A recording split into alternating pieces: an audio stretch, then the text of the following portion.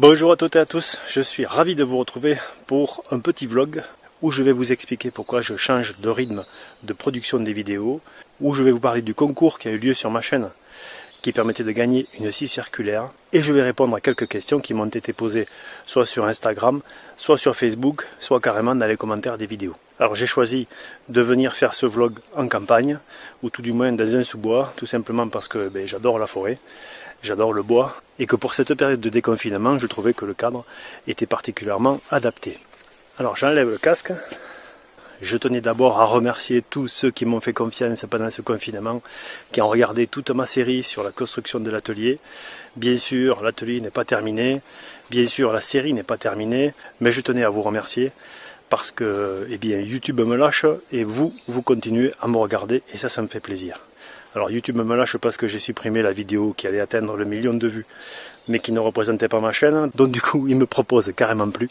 Aujourd'hui, il ne propose que mes vieilles vidéos. Et il oublie complètement depuis une semaine de montrer les vidéos sur mon chantier. C'est pas grave, j'ai vu que vous étiez 99% à être satisfait des vidéos que je vous propose, donc YouTube, je m'en fous. Enfin, je m'en fous façon de parler parce que j'ai quand même besoin de YouTube, mais c'est pas pour ça que je voulais faire ce vlog.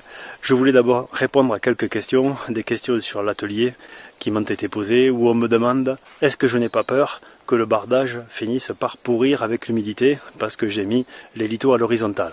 Alors non, le bardage ne va pas pourrir, il faut quand même relativiser. La surface qui est couverte par ce bardage, en deux parties, elle est à peu près de 8 mètres carrés. Donc il n'y a pas d'inquiétude à avoir, il n'y a pas une grande surface qui va être couverte. Et en plus, la deuxième question qui m'était posée, c'est pourquoi j'avais pas mis d'espace entre les planches. Eh bien, le fait que les planches soient entre guillemets vertes, puisque c'était des planches de coffrage qui étaient sciées récemment, elles commencent à sécher.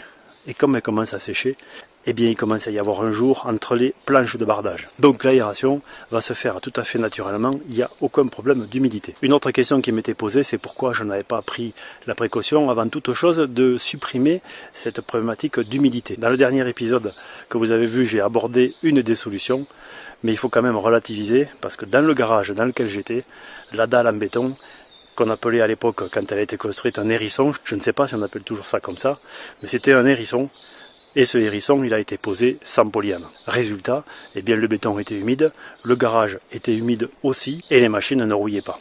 Donc je ne suis absolument pas inquiet pour les machines. Enfin, une dernière question qui m'a été posée concerne l'isolation de l'atelier.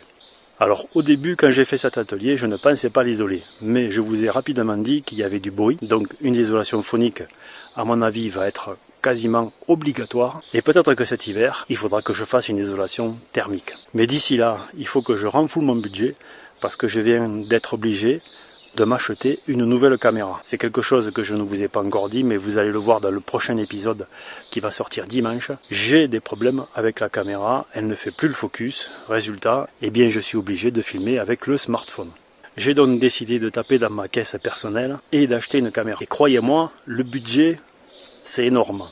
Pourtant, je n'ai pas pris le haut de gamme, je n'ai pas pris le bas de gamme non plus, mais j'ai pris une entrée de gamme, mais ça me coûte littéralement le prix de l'isolation de tout l'atelier. Ça équivaut à toutes les dépenses que j'ai faites jusqu'à maintenant. C'est énorme. Alors faire des vidéos, c'est mon plaisir, c'est ça qui me permet de partager des moments avec vous, parce que si je n'aimais pas ça, eh bien je ne produirais pas de vidéos et je garderais mes bricolages pour moi. Et c'est pour ça que je ne voulais pas prendre quelque chose qui était bas de gamme, parce que si les images que je produis ne me plaisent pas, eh bien je ne les diffuse pas. Donc il me faut du matériel. Si vous voulez m'aider, vous pouvez aussi vous abonner si ce n'est pas déjà fait, activer la notification, laisser des commentaires, liker mes vidéos, les partager, aller sur les réseaux sociaux, vous abonner à mes comptes Instagram et Facebook, laisser des commentaires, liker, c'est le même principe. Et récemment, je crois que je vous l'ai déjà dit, j'ai ouvert un compte Twitter. Donc sur Twitter, je réponds à toutes les questions que vous pourriez me poser. Je ne sais pas comment font certains, j'ai cru comprendre que certains avaient décidé d'arrêter de travailler pour vivre de YouTube. Eh bien, je leur souhaite bien du plaisir, parce que YouTube, ça me met plein les poches. Par contre, les créateurs, eux, ils arrivent à peine à s'acheter du matériel, et quand il s'agit de gros matériel comme une caméra, eh bien, c'est les créateurs qui sont obligés de le prendre sur leurs deniers personnels. D'autres m'ont fait la remarque que je faisais beaucoup de publicité pour Peugeot.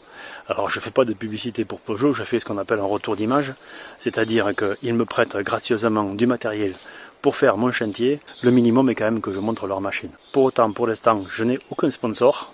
Personne ne paye pour que ces vidéos soient faites, et elles sont faites. Je pense que j'ai répondu aux questions qui étaient posées. Je passe donc, comme on vient de parler de Peugeot, naturellement, au résultat du concours Peugeot. Alors Peugeot, généreusement, a permis de faire une loterie pour faire gagner une scie circulaire, celle que j'ai utilisée sur mon chantier. Je vous montre tout de suite quelques images du tirage. J'ai un peu galéré avec ce site qui permet de faire un tirage au sort de façon complètement aléatoire. J'ai filtré les commentaires qui disaient qu'ils participaient, parce que certains n'ont pas voulu participer, et c'est normal. Et d'autres m'ont écrit plusieurs commentaires, donc il fallait que les chances soient équitables. J'ai donc filtré, comme je l'avais dit, sur le commentaire où il y a écrit « Je participe »,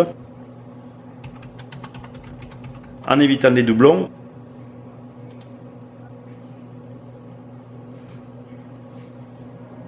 Et ça fait 345 participants. Donc bonne chance aux 345. Allez, c'est parti.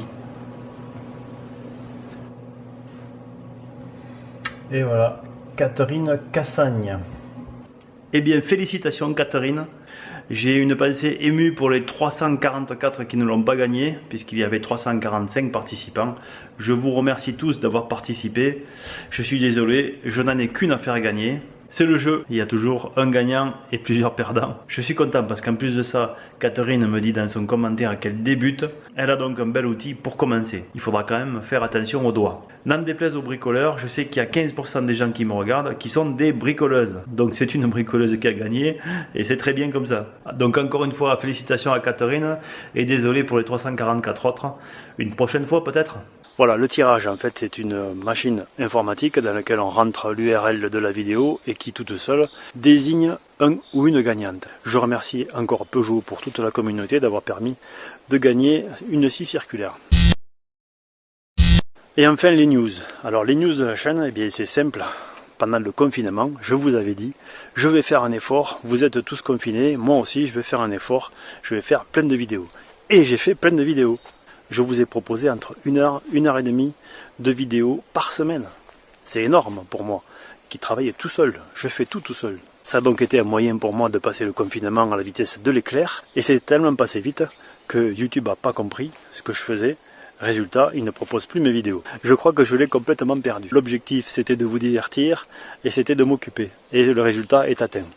Enfin, j'espère. Parce que pour moi, le résultat a été atteint, j'étais bien occupé. J'espère que vous, ça vous a bien diverti. Je vais donc me mettre dans un rythme d'une vidéo par semaine et je vais normalement la mettre le dimanche matin à 8h. Pourquoi le dimanche matin à 8h? Pour changer un peu. Jusqu'à présent, ça a été soit le lundi, soit le vendredi, soit le mercredi. Et bien maintenant, ce sera le dimanche matin à 8h. Je vais continuer l'atelier, c'est sûr. J'ai encore plein de sujets à aborder avec vous. Mais je vais ralentir le rythme de travail déjà et de production des vidéos. Essayer de calmer le jeu, d'avoir une production de vidéos relativement stable pour que YouTube continue à vous proposer mes vidéos. Parce que même si vous êtes abonné à ma chaîne, si vous n'avez pas cliqué sur la notification, c'est-à-dire sur la petite clochette, eh bien en ce moment, il ne vous propose pas mes vidéos. C'est ce qui se passe avec la vidéo que j'ai sortie ce matin. Eh bien, elle n'est pas proposée, même pas à tous mes abonnés. Et celle que j'ai sortie lundi a été proposée à la moitié de mes abonnés. Donc si vous n'avez pas activé la notification, eh bien vous ne voyez pas mes productions. Ça sert à quoi que du croc il se décarcasse? Je vous le demande. Bon, je crois que j'ai terminé le sujet. Je vais continuer ma petite randonnée. J'espère que pour chacun d'entre vous, le confinement n'a pas été trop pénible, que vous n'avez pas eu trop de contraintes, que ce soit au travail ou que ce soit à la maison, et que tous ceux qui sont autour de vous se portent bien. Ça a été un moment pénible, a priori c'est passé, ou c'est pas loin de passer, et j'espère que ça ne reviendra pas de sitôt. Je vous dis donc à très bientôt pour un épisode de bricolage. En attendant, soyez curieux, soyez prudents, et bricolez bien.